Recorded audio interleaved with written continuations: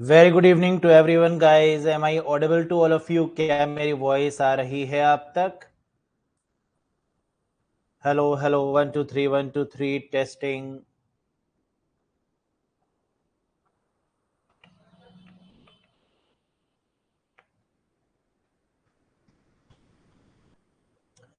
कैसे हैं आप सब guys?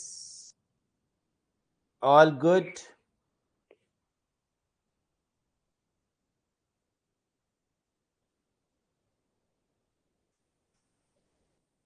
Yes, I am also very good. I am also very good.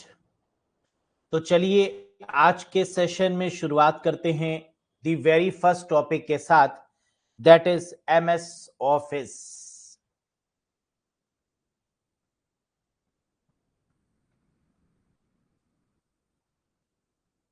तो एमएस ऑफिस क्या है? सबसे पहले कुछ बेसिक से क्वेश्चंस, कुछ नॉलेज ले लेते हैं इस प्लेटफॉर्म की, जो कि सबसे इंपॉर्टेंट है और यहां से बहुत सारे क्वेश्चन एग्जाम में आते हैं। तो एक एक करके डिस्कस करते हैं कि व्हाट इज एमएस ऑफिस। मेरा पहला क्वेश्चन आपसे ये रहेगा कि एमएस ऑफिस कैसा सॉफ्टवेयर है? सिस्टम सॉफ्टवेयर है या एप्लीकेशन सॉफ्टवेयर है? एक बार कमेंट करके बताइए।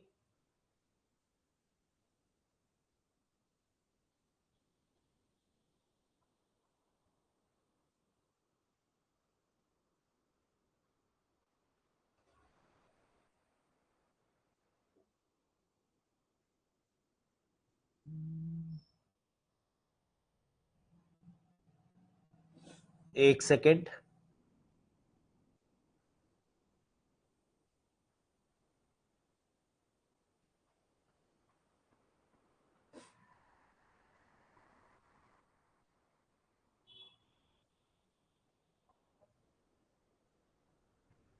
परफेक्ट। तो आइए सबसे पहले ये देखते हैं कि एमएस ऑफिस जिसके बारे में हम लोग डिस्कशन करने जा रहे हैं, सबसे पहली बात हमें क्या जाननी है?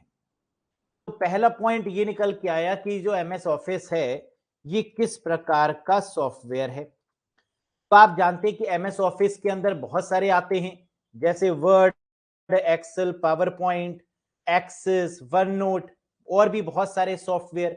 तो क्या मैं ये कह सकता हूं कि एमएस ऑफिस एक एप्लीकेशन सॉफ्टवेयर है? यस। तो पहला पॉइंट यहां पर क्या निकल के आया? क्या दिख रहा है जो मैं लिख रहा हूं? है ना, विजिबल है बढ़िया तरीके से? बिल्कुल। अगर आपने कहा कि सर ये एक एप्लीकेशन सॉफ्टवेयर है, तो मेरा दूसरा क्वेश्चन ये रहेगा कि एप्लीकेशन सॉफ्टवेयर किसको बोलते हैं? What is application software? तो आप कहेंगे सर वो सॉफ्टवेयर्स जो हम लोग डेली लाइफ में यूज करते हैं। The software which we use in daily life is called application software. Very good. हम लोग यहां सॉफ्टवेयर के बारे में डिस्कशन करने के लिए नहीं है, हम यहां पर जिसके डिस्कशन करने के लिए हैं वो है एमएस ऑफिस। यानी एमएस ऑफिस के अंदर जितने भी सॉफ्टवेयर हैं, क्या उनका इस्तेमाल हम लोग डेली लाइफ में कर रहे हैं?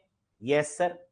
जैसे जैसे फॉर एग्जाम्पल, अगर मैं आपसे पूछूं कि एग्जाम्पल्स बताइए कि डेली लाइफ में इनका इस्तेमाल कैसे कर रहे हैं, तो आप कहेंगे सर एमएस वर्ड की मदद से। जहां पर हम एमएस वर्ड में क्या कर रहे हैं? डॉक्यूमेंट बना रहे हैं ना। किसी भी अगर डॉक्यूमेंट को बनाने की रिक्वायरमेंट हो, क्या बनाने की गाइस? डॉक्यूमेंट को बनाने की अगर रिक्वायरमेंट हो तो हम क्या करेंगे? एमएस वर्ड का प्रयोग करेंगे। कोई फाइल्स बनानी है, कोई सीवी बनानी है, कोई रिज्यूमे बनाना है, तो एमएस वर्ड का प्रयोग करेंगे। अगर हम एमएस एक्सेल का प्रयोग कर रहे हैं तो इसका मतलब कि हम किसका यूज कर रहे हैं दोस्तों? तो आप कहेंगे सर एक्सेल का मतलब rows and columns. Yes. Excel sheet का प्रयोग करके हम लोग क्या डेवलप कर रहे हैं? रोज एंड कॉलम्स की मदद से कुछ टेबल्स पर काम कर रहे हैं। और टेबल्स पे काम करने का मतलब या तो हम कोई कैलकुलेशन कर रहे हैं, या तो हम कोई ऐसा स्पेसिफिक कोई कंपैरिजन बना रहे हैं कि इतने प्रोडक्ट सोल्ड हुए, है ना, इतनी क्वांटिटी थी, इतना हमें प्रॉफिट हुआ, कोई इस प्रकार की एनालिसिस कर रहे हैं तो एक्सेल का प्रयोग कर लेंगे। तीसरा सबसे बेहतरीन प्रयोग जो हम लोग डेली लाइफ में देखते हैं वो क्या है? MS power point. तो आप कहेंगे sir that is used for the presentation purpose. जिसका प्रयोग हम लोग क्यों कर रहे हैं? प्रेजेंटेशन के लिए। यानी जो अभी आप लोग देख रहे थे वो क्या था? प्रेजेंटेशन ही तो था। जो अभी हम स्लाइड्स के फॉर्मेट में आपको दिखाते हैं वो क्या प्रेजेंटेशन ही है? जी हां। तो अगर हमें प्रेजेंटेशन देना हो तो पावर पॉइंट की मदद से दे देंगे। लेकिन सबसे इंपॉर्टेंट बात यह आई कि अगर आपको कोई मेल करना है, मेल भी तो डेली लाइफ का पार्ट है, तो हम किसका प्रयोग करेंगे? आंसर बताइए। यानी क्या एमएस ऑफिस का कोई ऐसा पार्ट भी है जो हमें मेल करने में मदद करता है? Yes sir, and this particular part is called MS outlook. इस पार्ट को हम लोग क्या बोलते हैं? एमएस आउटलुक बोलते हैं। तो पहला तो हमें यह देखा डॉक्यूमेंट यानी एमएस वर्ड जो डेली लाइफ में यूज करते हैं। दूसरा हमें दिखा रोज एंड कॉलम्स के फॉर्मेट टेबल्स यानी एक्सेल शीट। तीसरा दिखा पावर पॉइंट प्रेजेंटेशन यानी प्रेजेंटेशन सॉफ्टवेयर पावर पॉइंट। चौथा हमें दिखा आउटलुक जिसका प्रयोग मेल करने के लिए करते हैं। क्या और भी सॉफ्टवेयर्स हैं? यस, जैसे मैंने कहा एमएस पब्लिशर, ये नाम आपने सुना है ना, काफी फेमस है और काफी बार एग्जाम में आता भी है। माइक्रोसॉफ्ट का पब्लिशर, इसकी मदद से क्या होता है? इसकी मदद से हमें कोई ग्रीटिंग्स बनाने हैं डेली लाइफ में, कोई बिजनेस कार्ड बनाने हैं, तो हम इसका प्रयोग कर सकते हैं। और इसकी मदद से ग्रीटिंग कार्ड या बिजनेस कार्ड्स या इंट्रोडक्शन वाले कार्ड्स बना सकते हैं with the help of MS publisher, Microsoft का पब्लिशर। क्या इसके अलावा भी कोई है? जी हां, एमएस का वन नोट। वन नोट क्या है? हम लोग क्या करते हैं, जैसे सपोज करिए कि आपको दिन भर में एक टाइम टेबल बनाना है। आपको एक प्रकार का ऐसा टाइम टेबल बनाना है कि हमें दिन में क्या क्या करना है, इसको आप कहीं लिख के रखते हैं। या तो कुछ लोग व्हाट्सएप पर ही लिख लेते हैं, कुछ टेलीग्राम पे लिख लेते हैं, कुछ नोटबुक में लिख लेते हैं। माइक्रोसॉफ्ट ने कहा इधर आओ, हम तुम्हें एक प्लेटफॉर्म देते हैं that is called one note, जिसमें आप अपने किसी भी प्रकार के नोट्स को नोट डाउन करके रख सकते हैं, है ना। उसने कहा देखो इधर उधर लिखने की रिक्वायरमेंट नहीं है। किसी ने ब्लॉक कर दिया व्हाट्सएप पे, है ना, तो वहां पर जाकर लिख दिया कि चलो अब तो ब्लॉक हो गया, अब कोई क्या देखेगा, वहीं लिख दो चीजें, है ना। तो लंबी लंबी लिस्ट बनानी शुरू कर दी। तो माइक्रोसॉफ्ट ने कहा इधर आओ, हमने दिया है एमएस वन नोट, माइक्रोसॉफ्ट का वन नोट, जिसकी मदद से आप नोट्स बना सकते हैं। अब सबसे इंपॉर्टेंट एमएस एक्सेस, ये क्या है? माइक्रोसॉफ्ट ने कहा देखो हम दुनिया की सब चीजें तुम्हें देंगे, परेशान मत हो, जो भी तुम्हें चाहिए वो हमसे ले लो। तो इसने क्या किया, एमएस एक्सेस बना दिया। ये क्या है? ये डेटाबेस है। This is called database software, या इसको कई बार हम लोग आरडीबीएमएस भी बोलते हैं। तो अब क्वेश्चन निकल के आया कि सर ये डेटाबेस क्या है, ये आरडीबीएमएस क्या बात है, ये भी बताइए। माइक्रोसॉफ्ट ने कहा कि अगर आपको बड़े बड़े डेटाबेसेस को मेंटेन करना है तो वैसे एक ऑप्शन तो एक्सेल भी है, लेकिन एक्सेल कुछ मायनों में कमजोर है। ये बहुत बड़े डेटा के साथ में फिट नहीं बैठेगी। अगर बहुत बड़े बड़े डेटाबेस हैं आपके पास में, आपकी एक कंपनी है, उसमें कई सारे एम्प्लॉइज हैं, उन कई सारे एम्प्लॉइज के डेटाबेस को मेंटेन करना चाहते हैं, तो क्या एक्सेल में करेंगे? बताओ मुझे।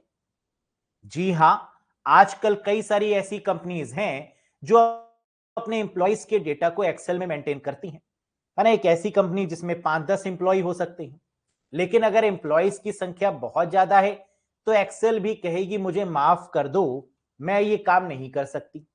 तो बड़े बड़े डेटाबेस से डील करने के लिए या फिर आरडीबीएमएस मतलब relational database management system, relational database management system, इसने कहा कि एक टेबल हो या एक से ज्यादा टेबल्स हो, उन सभी के डेटाबेस को मेंटेन करने के लिए जो प्लेटफॉर्म है that is called MS Access. क्या यह बात समझ में आई? यस और नो? तो इसका मतलब अभी तक हमने क्या समझा कि अगर कोई डॉक्यूमेंट की बात करेंगे तो एमएस वर्ड होगा, अगर कोई रोज एंड कॉलम्स के फॉर्म में, टेबल्स के फॉर्म में, या इसको हम स्प्रेडशीट भी बोलते हैं, बहुत ध्यान से समझना, तो भी रोज एंड कॉलम्स के फॉर्मेट में जो सॉफ्टवेयर होगा उसको क्या बोलेंगे? स्प्रेडशीट। और स्प्रेडशीट का नाम क्या है? MS Excel. फिर प्रेजेंटेशन के लिए क्या दिया गया? Power point. मेल पर्पस से क्या दिया गया? MS outlook. ग्रीटिंग कार्ड या बिजनेस बनाने के लिए क्या दिया गया? पब्लिशर। वन नोट दिया गया नोट्स बनाने के लिए, और एक्सेस दिया गया डेटाबेस को बनाने के लिए। क्या और भी हैं? जी हां, there are so many more. जैसे माइक्रोसॉफ्ट का पिक्चर मैनेजर, शायद आपने ये नाम सुना होगा, काफी फेमस भी है, जहां पर आप इमेजेस को एडिट करते हैं, where you can edit the pictures और you can say images, that is called Microsoft का पिक्चर मैनेजर। माइक्रोसॉफ्ट ने कहा दुनिया भर की सेवाएं हमारे पास में है, लेकिन हमें उनसे मतलब नहीं, हमें मतलब है उन सेवाओं से जो एग्जामिनेशन के प्रोस्पेक्टिव से इंपॉर्टेंट है, जिनके नाम आपको समझ में आ गए। अब अगर मैं आपसे ये पूछूं कि मुझे बताओ कि माइक्रोसॉफ्ट का आरडीबीएमएस कौन सा है, तो क्या आप नाम बता पाएंगे मुझे? फटाफट कमेंट सेक्शन में बताओ माइक्रोसॉफ्ट का आरडीबीएमएस कौन सा है। दूसरा क्वेश्चन, माइक्रोसॉफ्ट की स्प्रेडशीट सॉफ्टवेयर कौन सी है, नाम बताओ। तीसरा क्वेश्चन, माइक्रोसॉफ्ट का, दो क्वेश्चन हो गए, पहला हो गया आरडीबीएमएस का नाम बताइए, दूसरा हो गया स्प्रेडशीट सॉफ्टवेयर का नाम बताइए, तीसरा है माइक्रोसॉफ्ट का जो सबसे इंपॉर्टेंट है that is document, document, MS के डॉक्यूमेंट का नाम बताइए। और एक और है माइक्रोसॉफ्ट का वर्ड प्रोसेसर, सबसे तगड़ा क्वेश्चन। एक और है माइक्रोसॉफ्ट का बाय डिफॉल्ट वर्ड प्रोसेसर। और ध्यान से देखिएगा इन क्वेश्चंस में डिफरेंस क्या है। अगर ये डिफरेंस आप समझ गए तो आप रजनीकांत हैं। पहला, माइक्रोसॉफ्ट के आरडीबीएमएस का नाम बताइए, रिलेशनल डेटाबेस मैनेजमेंट सिस्टम। कोई डाउट ही नहीं आपको, आप कह देंगे सर एमएस एक्सेस है ना, एक्सेल तो हो नहीं सकता, क्या होगा? एमएस एक्सेस होगा। दूसरा क्वेश्चन, माइक्रोसॉफ्ट के स्प्रेडशीट सॉफ्टवेयर का नाम बताइए, तो आप कह देंगे सर एमएस एक्सेल है ना, कोई डाउट नहीं, क्योंकि स्प्रेडशीट का मतलब वो जो रोज एंड कॉलम्स के फॉर्मेट में हो उसे बोलते हैं स्प्रेडशीट, हो गया एक्सेल शीट। अगर मैं कहूं कि माइक्रोसॉफ्ट के डॉक्यूमेंट का नाम बताइए, तो आंसर क्या होगा? तो आप कह देंगे sir that is MS word, जिसपे हम डॉक्यूमेंट बना सकते हैं, जिसपे हम डॉक्यूमेंटेशन कर सकते हैं, जिसमें हम फॉन्ट को बड़ा कर सकते हैं, छोटा कर सकते हैं, उसको कलर कर सकते हैं, दैट इज एमएस वर्ड। लेकिन अगर मैं पूछूं एमएस माइक्रोसॉफ्ट के वर्ड प्रोसेसर का नाम बताइए, तो आंसर क्या होगा? अगेन इस केस में भी आंसर होगा MS Word, no doubt. Word processor का मतलब जो वर्ड के साथ में प्रोसेसिंग करे, जो शब्दों के साथ में खेले, that is called word processor. क्या एमएस वर्ड शब्दों के साथ में खेलता है? बिल्कुल खेलता है। बोल्ड, इटैलिक, अंडरलाइन, बड़ा, छोटा, कलरफुल, ये सब कर सकते हैं। Right alignment, left alignment, centre alignment, ये सब कर सकते हैं। तो इसका मतलब ये हो गया एमएस वर्ड। अब आता है सबसे बेहतरीन क्वेश्चन, जो कि 99% कैंडिडेट गलत करते हैं। माइक्रोसॉफ्ट के बाय डिफॉल्ट वर्ड प्रोसेसर का नाम बताइए। अब देखते हैं आंसर क्या आया है।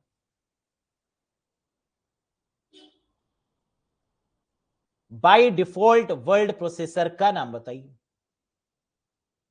अच्छा, आपने कहा सर हम नाम तो बता देंगे, अगर हम बाय डिफॉल्ट हटा दें, अगर ये हटा दें, तो क्या ये क्वेश्चन ऊपर वाला ही है? अगर हम बाय डिफॉल्ट शब्द हटा दें, तो ये क्या क्वेश्चन ऊपर वाला ही है? बिल्कुल सही।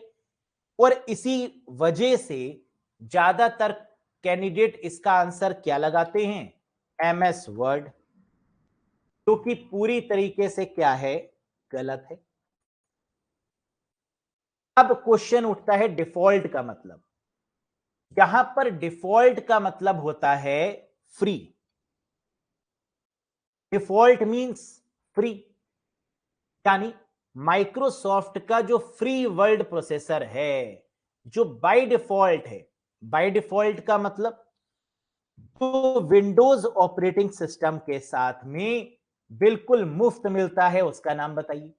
किसके साथ में? अगर आप विंडोज के कोई भी ऑपरेटिंग सिस्टम को इंस्टॉल कर रहे हैं, तो उसके साथ जो फ्री मिल रहा है, उस वर्ड प्रोसेसर का नाम बताइए। The correct answer is word pad. The correct answer is word pad. This is the right one. क्या नाम सुना है वर्ड पैड का आप सबने? यस या नो? पहले तो मुझे ये बताइए, है ना, क्योंकि कई सारे कैंडिडेट्स चिल्ला चिल्ला कर बोल रहे हैं sir note pad, note pad, note pad.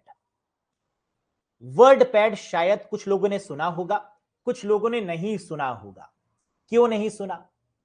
क्योंकि वर्ड पैड का ही एडवांस फॉर्म है एमएस वर्ड, है ना, इसका बड़ा भाई तो है एमएस वर्ड।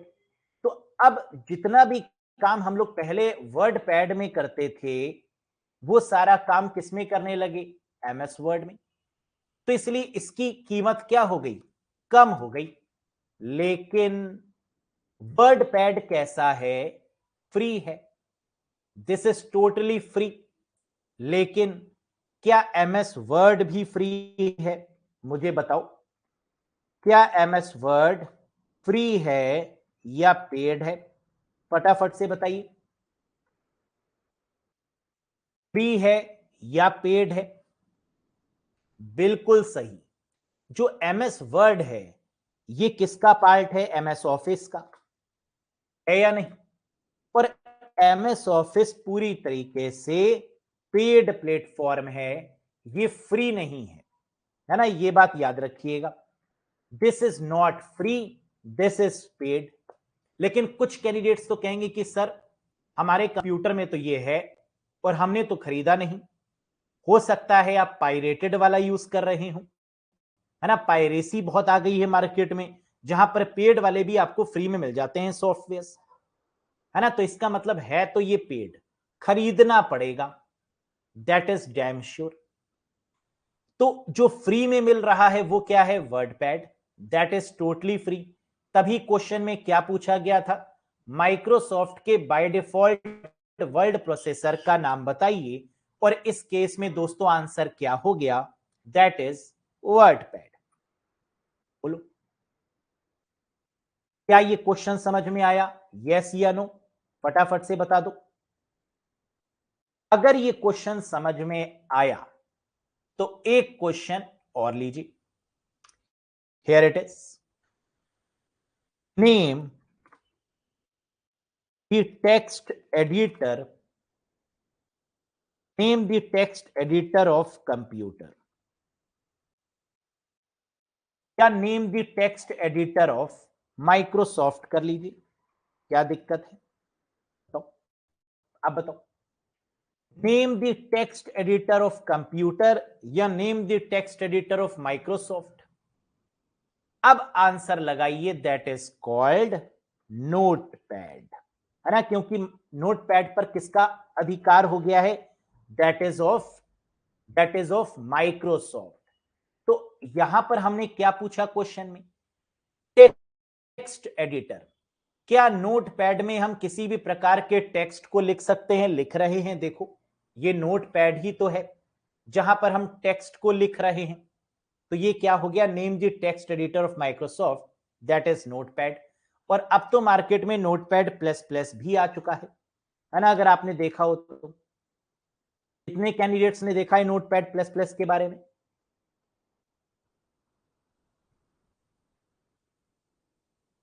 ठीक है।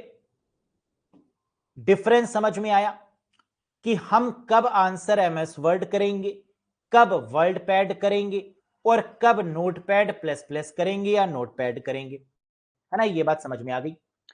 अब अगर ये बात समझ में आ गई है, यानी आपको तीन चीजें मालूम होनी चाहिए मोटे तौर पर, माइक्रोसॉफ्ट के वर्ड प्रोसेसर, माइक्रोसॉफ्ट के प्रेजेंटेशन सॉफ्टवेयर और माइक्रोसॉफ्ट का स्प्रेडशीट।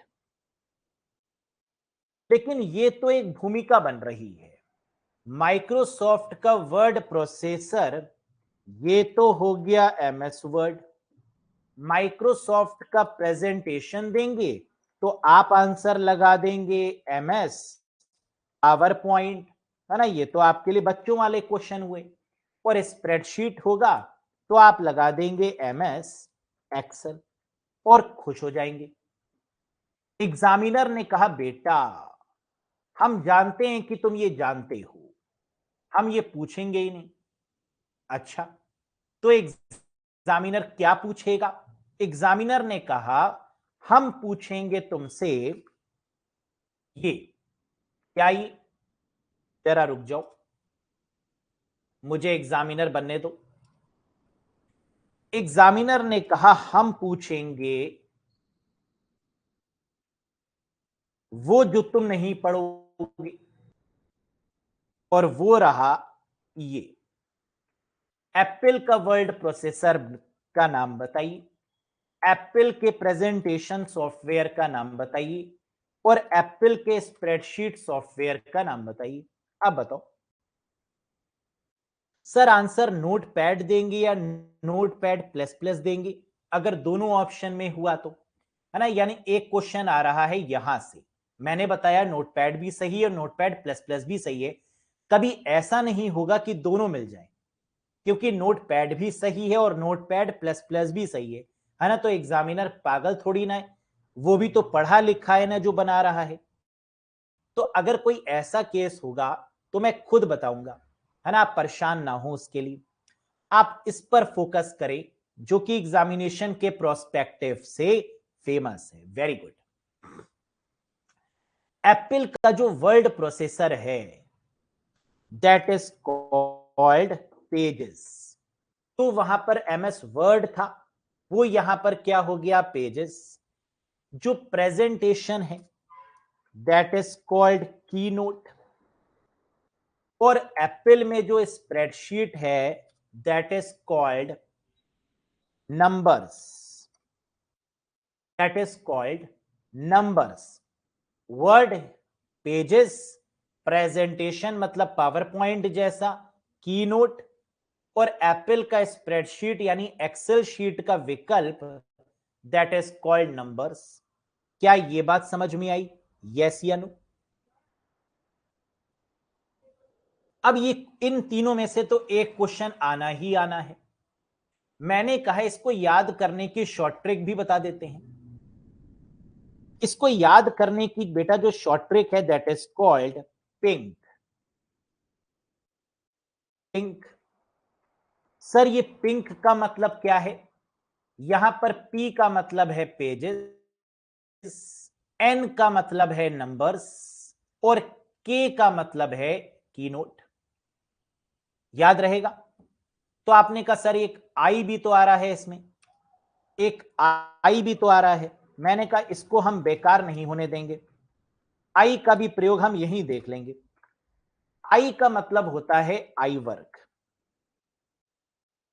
आई का मतलब क्या होता है?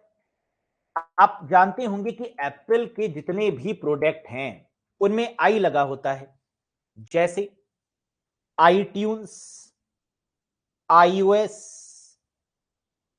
है ना, आई सॉन्ग्स, आई म्यूजिक, आईपैड। यानी एप्पल को एक चीज बहुत पसंद है, दैट इज कॉल्ड आई। तो ये जो आई है that is called I work. Sir ये आई वर्क क्या है? अगर मैं आपसे पूछूं कि एमएस वर्ड, एक्सेल और पावर पॉइंट ये किसके अंतर्गत आता है, तो आप कहेंगे कि सर ये आता है एमएस ऑफिस के अंतर्गत। यस और नो? क्या ये एमएस ऑफिस का पार्ट है, वर्ड, एक्सेल और पावर पॉइंट? आपने कहा बिल्कुल सही सर। अगर मैं आपसे पूछूं कि पेजेस, नंबर्स और कीनोट ये किसके अंतर्गत आते हैं, ये किसका पार्ट है, तो आप कहेंगे sir this is the part of I work. इसको आई वर्क के नाम से जानते हैं। क्या अब ये कहानी क्लियर हुई? तो आई वर्क के अंदर जो सॉफ्टवेयर्स आएंगे वो पेजेस, की नोट और नंबर्स होंगे, और जो एमएस ऑफिस के अंदर जो सॉफ्टवेयर आएंगे वो वर्ड, एक्सेल या पावर पॉइंट होगा। बोल,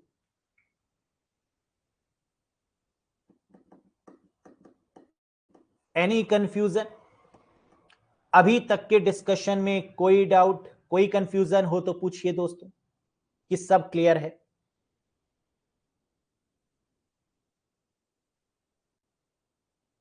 वेरी गुड। अगर यहां तक बातें क्लियर हैं तो आगे बढ़ते हैं। हमें पिंक का इस्तेमाल भी करना आ गया कि इनको याद करने की जो शॉर्टकट की है वो क्या है, पिंक। Very good. अब हम लोग जिस पर बात कर रहे हैं वो है एमएस ऑफिस।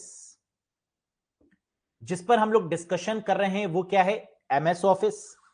तो अब एक क्वेश्चन ये उठता है कि ये बताइए कि एमएस ऑफिस का जो पहला वर्जन है, एमएस ऑफिस का जो फर्स्ट वर्जन है, इसका नाम बताइए। What is the first version of MS office? The correct answer is 1.0। कोई दिक्कत नहीं, जो पहला वर्जन होगा वो हमेशा किससे शुरू होगा, एमएस ऑफिस का फर्स्ट वर्जन दैट इज 1.0।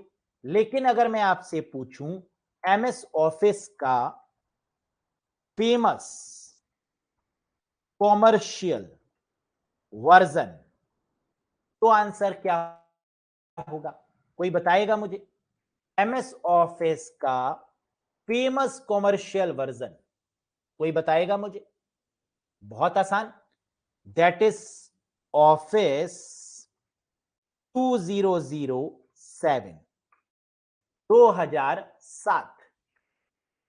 और अगर हम इसके पुराने वाले वर्जन पे चले जाएं तो वो हमारे लीस्ट फेमस हैं। लेकिन जो फेमस कॉमर्शियल वर्जन है, जो सबसे पॉपुलर वर्जन हुआ, कॉमर्शियल मतलब जो मार्केट में बेचा गया और सबसे फेमस रहा, दैट इज ऑफिस 2007। क्या ऑफिस 2007 से पहले भी कोई वर्जन था? जी हां, 2003 वाला वर्जन था, लेकिन ये वाला वर्जन आपका आउटडेटेड वर्जन में काउंट किया गया। याद रखिएगा, ये जो 2003 वाला वर्जन था that is called outdated version, है ना। वर्जन इसको यहां कर देते हैं ताकि कंफ्यूजन ना हो। तो अभी तक दोस्तों हम लोगों ने एमएस ऑफिस की 3 चीजों पर बात करी, जरा फोकस करिएगा। पहला क्वेश्चन, एमएस ऑफिस का पहला वर्जन, तो आपने कहा 1.0। एमएस ऑफिस का आउटडेटेड वर्जन, आउटडेटेड का मतलब जो इस्तेमाल नहीं किया गया, आउटडेटेड का मतलब कि जो पुराना वाला वर्जन है ना, जो चीज पुरानी हो जाती है, बेकार हो जाती है, हम इसको क्या बोलते हैं, ये आउटडेटेड हो गया, तो दैट इज कॉल्ड 2003। और जो फेमस कॉमर्शियल वर्जन रहा, यानी बहुत फेमस कॉमर्शियल मतलब जो मार्केट में काफी बिका, वो रहा ऑफिस 2007। जैसे ही ऑफिस 2007 मार्केट में पॉपुलर हुआ, इसके कई सारे अपग्रेड आ गए। अपग्रेड कौन कौन से आए? 2007 के बाद 2010 आया, 2010 के बाद 2013 आया, 2013 के बाद 2016 आया, 16 के बाद 2019 आया मार्केट में, 2019 के बाद 2021 आया मार्केट में। क्या ये बात समझ में आई? यानी अगर हम सीक्वेंस वाइज थोड़ा सा नजर डालें तो मैं ये कह सकता हूं कि जो लेटेस्ट वाले वर्जन रहे उनमें काउंट किया जा सकता है 2007 को, 2010 को, 13 को, 16 को, 19 को और 21 को। सर एक वर्जन तो रह गया, बिल्कुल आपकी पार की नजर और निरमा सुपर, जो कि बहुत ही इंपॉर्टेंट है, दैट इज कॉल्ड ऑफिस 365, जिसे क्या बोलते हैं दोस्तों? ऑफिस 365 बोलते हैं। लेकिन इसका नामकरण करके इसको बदल दिया गया और कहा गया माइक्रोसॉफ्ट 365 ना, नाम चेंज करके।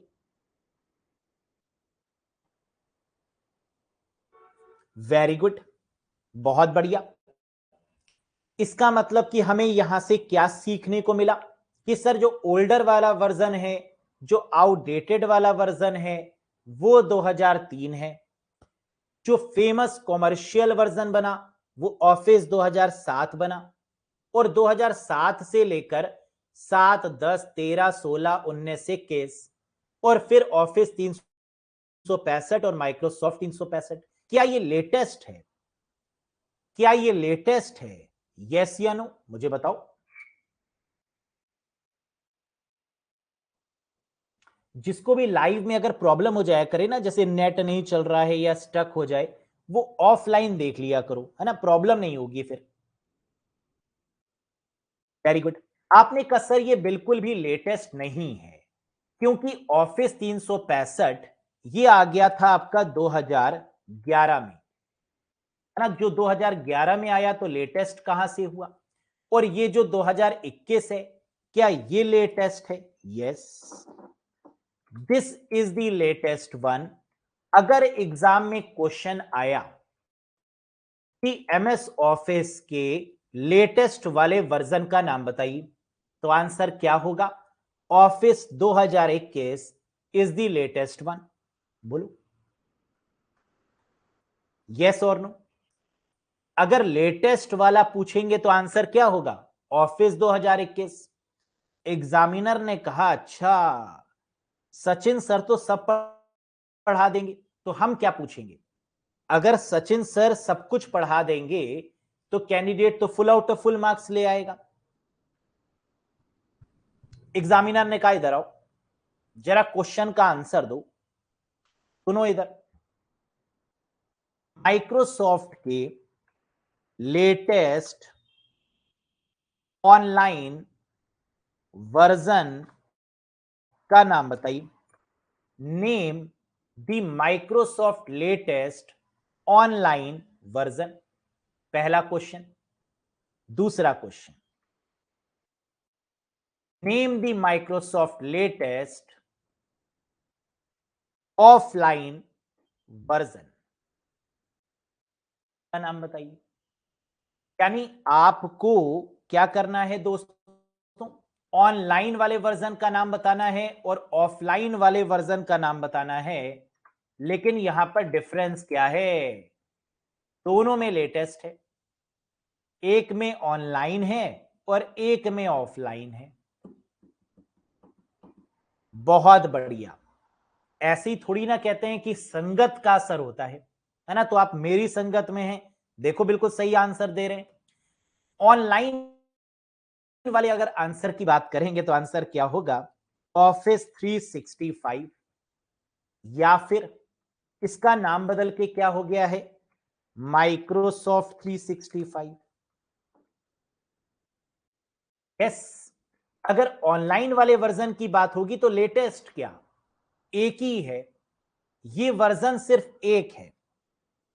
क्या ऑनलाइन वाली चीजों में अपडेशन होता रहता है?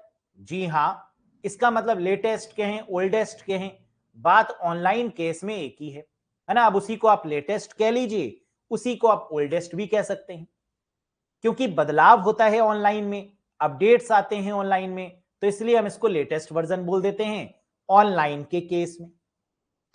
और अगर लेटेस्ट ऑफलाइन वाले वर्जन की बात करें तो आंसर क्या होगा, office 2021। That is the correct answer. अब किस किस ने आंसर बिल्कुल सेम दिया, मुझे कमेंट करके बताओ। सर बिल्कुल सेम आंसर दिया, डिट्टो यही दिया, बताइए।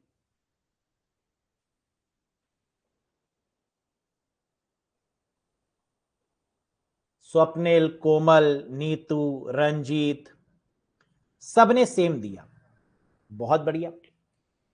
एग्जामिनर ने कहा इधर आओ, बहुत टैलेंटेड हो ना। अब बताओ, name the latest version of MS office. कह रहा बहुत टैलेंटेड हो, इधर आओ। Name the latest version of MS office, यानी ना तो ऑनलाइन दिया ना तो ऑफलाइन दिया। सर ऑप्शन बताइए, ऑप्शन क्या थे, मैंने कर लू।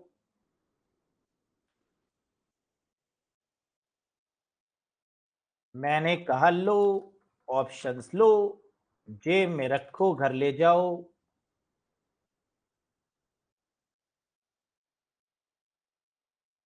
वही देंगे जो आया था क्वेश्चन, सेम टू सेम। ये लीजिए, बन गया क्वेश्चन।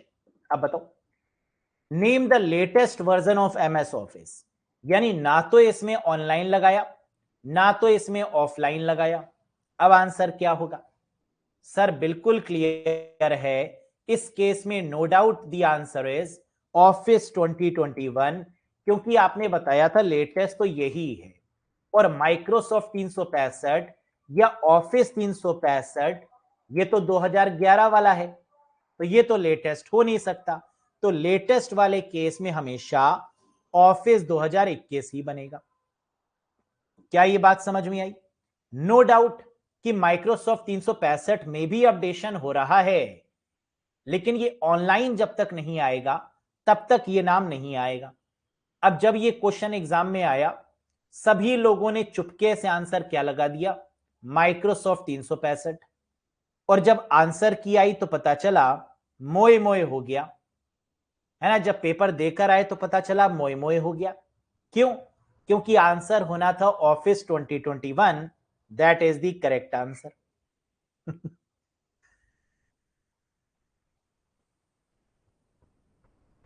समझ में आ गया यहां तक पूरा खेला क्या था? Very good. तो ये तो बात हो गई एमएस ऑफिस के बारे में। अब अगर एमएस ऑफिस में ये पूछा जाए कि एमएस ऑफिस किस प्रकार का सॉफ्टवेयर है, ओपन सोर्स है या फिर क्लोज्ड सोर्स है, ये डिस्कस नहीं करेंगे तो एमएस ऑफिस कंप्लीट हो ही नहीं सकता, है ना। एमएस ऑफिस तो अभी शुरू हुआ है, कंप्लीट कहां से हो जाएगा, है ना। इसके अंदर तो Word, Excel, PowerPoint discuss करेंगे डिटेल में।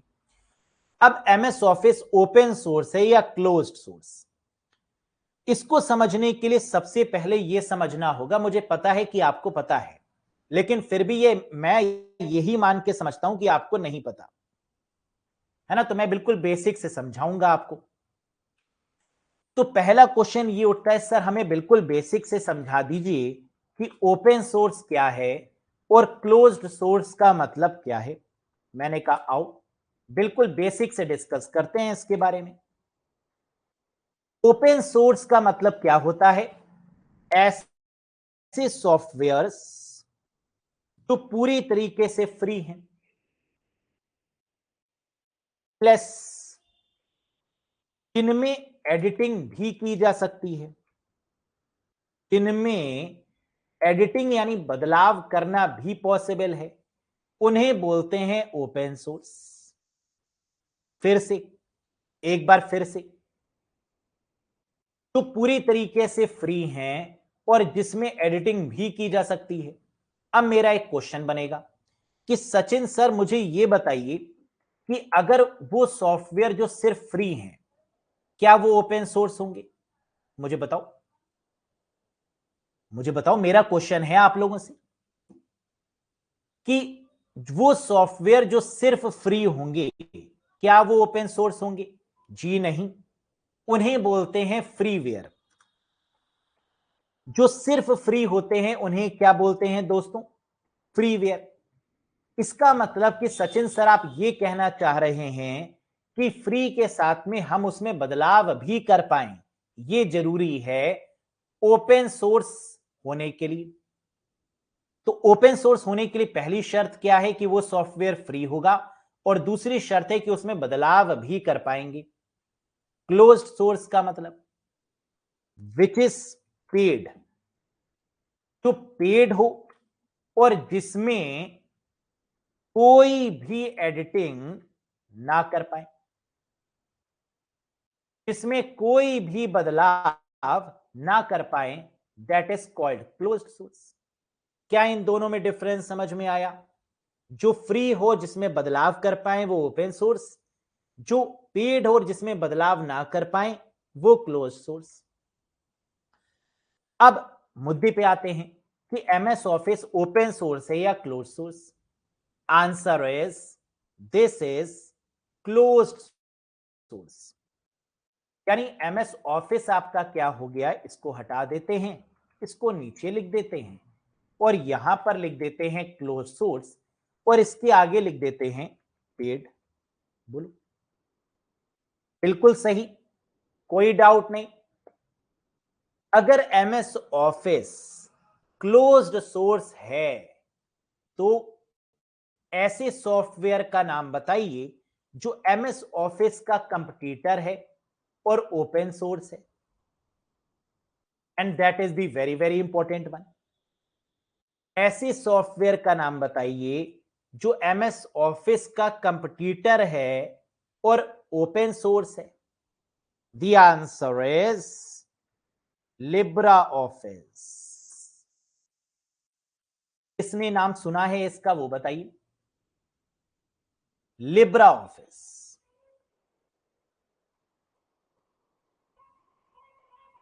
Very good.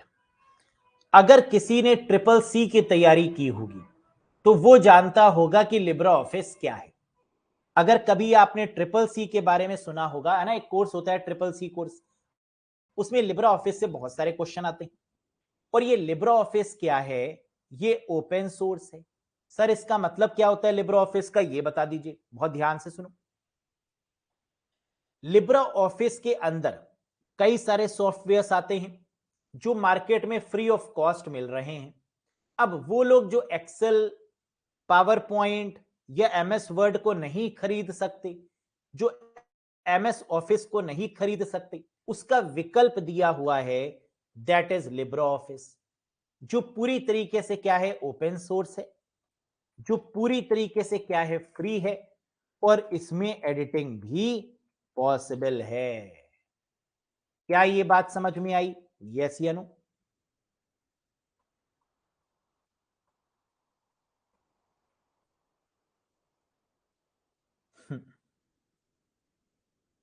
बिल्कुल। तो हमें यह समझ में आ गया कि ओपन सोर्स और क्लोज सोर्स में क्या डिफरेंस है। अच्छा, एग्जाम में एक क्वेश्चन तो यहां से आता ही आता है। क्वेश्चन क्या रहता है, जरा ध्यान से सुनो।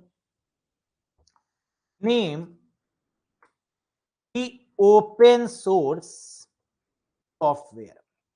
नीचे दिए गए ऑप्शंस में ओपन सोर्स सॉफ्टवेयर कौन सा है यह बताइए, या नीचे दिए गए ऑप्शंस में ओपन सोर्स सॉफ्टवेयर कौन सा नहीं है वो बताइए। तो जैसे ही क्वेश्चन में ओपन सोर्स लिखा मिलेगा तो क्या आपको यह बात समझ में आ जाएगी कि ओपन सोर्स का मतलब फ्री ऑफ कॉस्ट या जिसमें एडिटिंग पॉसिबल है। तो क्यों ना हम उन सभी सॉफ्टवेयर्स के नाम जान लें जो फ्री ऑफ कॉस्ट हैं, जिनमें एडिटिंग भी पॉसिबल है, जिसमें पहला नाम चिपक के हमें मिला, that is called Libra office. Yes, मिला ना चिपक के। दूसरा नाम बताइए, क्या इसके अलावा भी कोई ऐसे सॉफ्टवेयर हैं जो ओपन सोर्स में आते हैं, जो फ्री हैं बिल्कुल? जी हां, that is called Linux operating system. यानी ऑपरेटिंग सिस्टम की कैटेगरी में अगर बात करें तो लाइनेक्स ऑपरेटिंग सिस्टम भी क्या है, ओपन सोर्स यानी फ्री, और जिसमें एडिटिंग भी कर सकते हैं। तीसरा नाम निकल के आता है हमारा प्यारा राज दुलारा एंड्रॉयड ऑपरेटिंग सिस्टम, इसकी मार्केट वैल्यू इस समय 90% से अबव है ना। 90% से ज्यादा मोबाइल्स में क्या देखने को मिलता है, एंड्रॉयड ऑपरेटिंग सिस्टम। और किसमें एंड्रॉयड नहीं देखने को मिलता, एप्पल के प्रोडक्ट्स में, है ना। क्योंकि एप्पल के प्रोडक्ट में क्या देखने को मिलता है, आईओएस। और एंड्रॉयड किसका प्रोडक्ट है, गूगल का, है ना। एंड्रॉयड ऑपरेटिंग सिस्टम किसने डेवलप किया दोस्तों, गूगल ने। बड़ी मार्केट है गूगल की। चौथा, फोर्थ, क्या कोई और भी ऐसा है सॉफ्टवेयर जो ओपन सोर्स की कैटेगरी में है? जी हां, एक और भी है, that is called VLC media player. वही सॉफ्टवेयर जिस पर आपने बचपन से लेकर अभी तक काफी सारी मूवी देखी, यस और नो। ऐसा सॉफ्टवेयर जिसपे आपने बहुत सारे गाने सुने बचपन से लेकर आज तक, वीएलसी मीडिया प्लेयर, है ना। ये भी क्या है, ओपन सोर्स है। VLC that stands for video LAN client.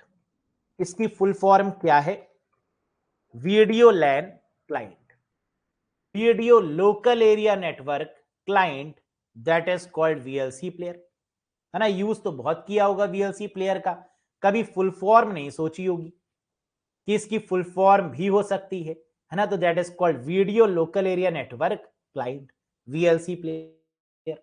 इसके बाद एक ब्राउजर भी है। तो एग्जामिनर का बहुत फेवरेट क्वेश्चन है, वेरी वेरी फेमस क्वेश्चन, कि name the open source browser. The answer is Mozilla Firefox. Mozilla Firefox ये आपका एकमात्र ऐसा ब्राउजर है जो ओपन सोर्स कैटेगरी का है ना। याद रखिएगा, ये क्वेश्चन बहुत फेमस है।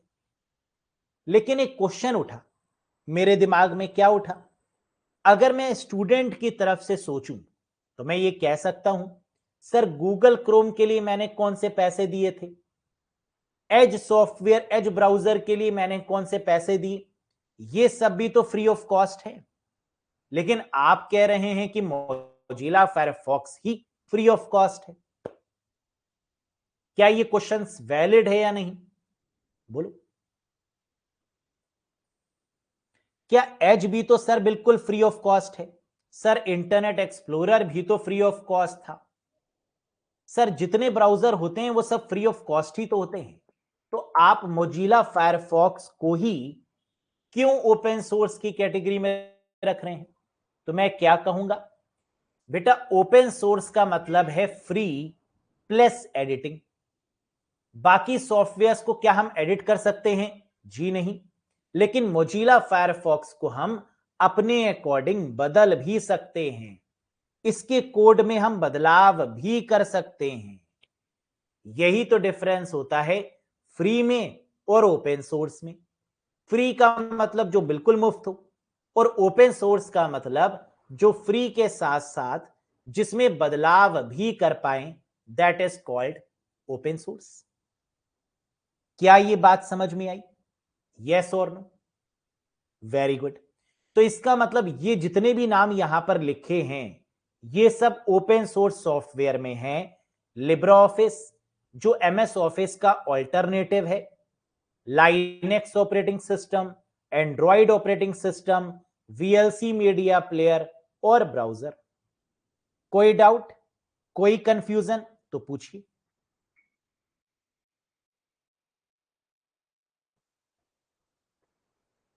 iOS, देखो आई जो टर्म है वो इंडिकेट करता है एप्पल को, और ओएस का मतलब होता है operating system. General speaking I का मतलब ये इंडिकेट करने के लिए होता है कि ये एप्पल का प्रोडक्ट है, और ओएस का मतलब होता है operating system. As simple. Very good. अगर ये क्वेश्चंस आपको समझ में आ गए तो आगे बढ़ते हैं और कुछ और डिस्कस करते हैं। जैसे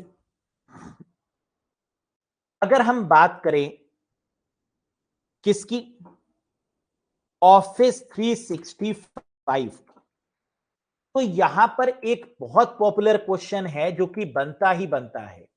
क्या? ऑफिस 365 में जो एमएस वर्ड होगा वो किस नाम से होगा? Sir MS Word 365। जो एक्सेल होगा वो किस नाम से होगा? MS Excel 365। और जो पावर पॉइंट होगा वो किस नाम से होगा? That is MS power point 365 and so on. लेकिन यहां पर एक ऐसा सॉफ्टवेयर है जो फ्री में तो अवेलेबल है, यानी अगर ऑफिस 365 का ट्रायल वर्जन भी होता है जिसको हम फ्री बोलते हैं, है ना। अगर आप लोग एमएस ऑफिस 365 पर काम करना चाहते हैं तो कर सकते हैं, है ना। बस आपको क्या करना होगा, ऑफिस 365 लिखना होगा और वहां पर आप काम करना शुरू कर सकते हैं, वर्ड एक्सेल या पावर पॉइंट पे। लेकिन किंतु परंतु मुद्दे की बात कि अगर इसके फ्री की जगह पर हम पेड वाले वर्जन की बात करें, यानी इसका अगर हम सब्सक्रिप्शन खरीदें, तो सब्सक्रिप्शन में एक ऐसा सॉफ्टवेयर है जो अवेलेबल नहीं है। फ्री में तो है लेकिन पेड में उसकी सर्विसेज अवेलेबल नहीं है। उस सॉफ्टवेयर का नाम बताइए, जो कि प्रीवियस ईयर का भी one of the famous question रहा है, and that is called publisher. Publisher ये क्या है? पब्लिशर एक ऐसा सॉफ्टवेयर है जो फ्री वाले में, ट्रायल वाले वर्जन में तो अवेलेबल था, लेकिन पेड वाले वर्जन में इसको गायब कर दिया गया। सर क्यों गायब कर दिया गया पब्लिशर को? रीजन क्या है? इसका इस्तेमाल ना के बराबर हो रहा था, तो माइक्रोसॉफ्ट ने कहा कि जब इसका इस्तेमाल लोग कर ही नहीं रहे हैं, जब भी हम किसी भी सॉफ्टवेयर का प्रयोग करते हैं ना, तो कंपनी को पता चल जाता है कि इसको कितने लोगों ने खरीदा, कितने लोगों ने अकाउंट बनाया, कितने लोगों ने यूज किया। लेकिन जब माइक्रोसॉफ्ट ने यह देखा कि पब्लिशर का इस्तेमाल लोग कर ही नहीं रहे हैं, बुक पब्लिश के लिए, मैगजीन्स पब्लिश के लिए बेसिकली इसका यूज करते थे, तो उन्होंने क्या किया, इसको पेड वाले वर्जन से हटा लिया और फ्री वाले वर्जन में दे दिया कि अगर किसी को यूज करना है तो वो फ्री वाले वर्जन में कर सकता है। इसका मतलब कि अगर एग्जाम में ये क्वेश्चन पूछा जाए कि ऑफिस 365 में कौन सा सॉफ्टवेयर या कौन सी एप्लीकेशन अवेलेबल नहीं है, कौन सा सॉफ्टवेयर या कौन सी एप्लीकेशन नहीं है, तो आंसर क्या हो जाएगा दोस्तों? That is called publisher. क्या ये बात समझ में आई? Very good. तो ये थी आपकी इंपॉर्टेंट इंफॉर्मेशन, किसके पॉइंट ऑफ व्यू से, कॉन्सेप्ट के पॉइंट ऑफ व्यू से, जिससे आपको एक बेस पता चल गया कि ये है क्या, कैसे कैसे क्वेश्चंस यहां से मिल सकते हैं और क्या डिफरेंस है। अब हम लोग बात करेंगे पीपीटी की मदद से, इस पर बेसिस पर जो भी कंटेंट है डिटेल में कल के सेशन में। तो जब हम कल आपका जो सेशन लेंगे ना, अब समझने में आसानी हो गई, क्योंकि एक बेस आपको क्लियर हो चुका है। तो आज के लिए इतना ही। Rest to be continued in the next session. तो आई होप कि आपको एक आइडिया लगा कि एमएस ऑफिस क्या है, वर्ड एक्सेल पावर पॉइंट क्या है, एप्पल के रिस्पेक्ट में इन्हें क्या बोलते हैं, पेजेस क्या है, नंबर्स क्या है, कीनोट क्या है ना, और बाकी चीजों पर भी एक क्लैरिटी आपको मिल गई।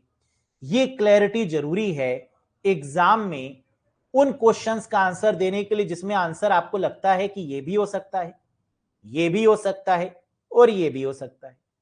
तो वो सारी क्लैरिटीज मैं आपको देता रहूंगा कि कहां पर आप फंस सकते हैं और कैसे उससे निकलना है। That's all for today guys, thank you very much, bye bye and take care.